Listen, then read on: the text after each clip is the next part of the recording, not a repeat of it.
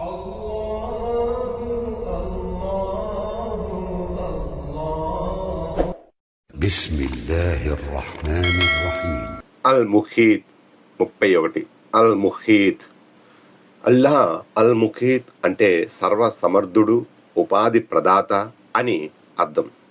అల్లాహ్ మనిషికి శారీరకంగా ఓ రూపాన్నిచ్చి మనస్సును ఇంకా ఆత్మను ప్రసాదించాడు. ఆలోచించే శక్తిని, జ్ఞానాన్నిచ్చాడు. జీవించడానికి మనకు అనుదినం ఆహారాన్ని అందిస్తున్నాడు. కాబట్టి అల్లాహ్ అర్రాజిక్ అంటే ఉపాధి ప్రదాత కూడాను. ఆహారం ద్వారానే మనకు శారీరక శక్తి లభిస్తుంది. మన శరీరంలో ఎన్నో అవయవాలు ఉన్నాయి. దేనికి కావలసిన ఆహారం దానికి సరఫరా అవుతుంది. అప్పుడే అన్ని అవయవాలు సక్రమంగా పనిచేయగలుగుతున్నాయి.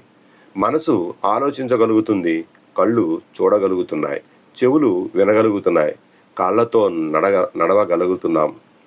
ఇలా మొత్తం మీద మనిషి ఎన్నో చేయగలుగుతున్నాడు. మనిషికే కాదు, ప్రపంచంలో ఉన్న జంతు జాలానికి, చెట్లు చేమలకు, పశుపక్షాదులకు, క్రిమి కీటకాలకు, ఇంకా మనకు తెలియని ఎన్నో జీవరాశులకు ఆహారాన్ని ప్రసాదిస్తున్నాడు అల్లాహ్. భూచరాలకే కాదు, జలచరాలకు, భూమి పొరల్లో దాగి ఉన్న వాటికి, రాతి పొరల్లో దాగి ఉన్న జీవరాశులకు సైతం సర్వలోకాల ప్రభువే ఆహారాన్ని అందిస్తున్నాడు. మన కుటుంబ సభ్యులకు ఇంకా మన అతిథులకు ఆహారాన్ని సమకూర్చాలంటే ఎంతో ప్రయాసపడతాం. అది కూడా అల్లాహ్ ప్రసాదించేదే. పుట్టుక మొదలు గిట్టే వరకు సమస్త ప్రాణకోటికి జీవికను ప్రసాదించేది అల్లాహే మనకు ఆహారము ఇస్తున్నాడు. ఇంకా దాని ద్వారానే ఆరోగ్యాన్ని ఇస్తున్నాడు.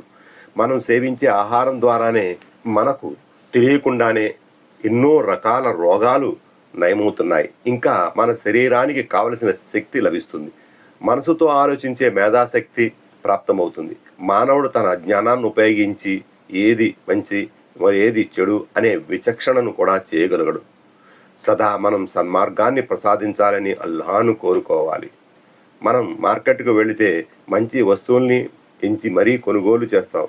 పరలోకంలో మనం సుఖంగా స్వర్గంలో ఉండాలంటే ఆ మార్గమేదో ఎంచుకోవాలి.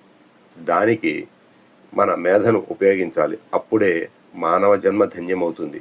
అప్పుడే మనిషికి మేధాశక్తి లేని పశువుకు తేడా ఏదో తెలిసిపోతుంది. అల్లాహ్ మనందరికీ సరైన మార్గాన్ని ఎంచుకునే సద్బుద్ధిని ప్రసాదించాలని ఆశిద్దాం. ఆమీన్.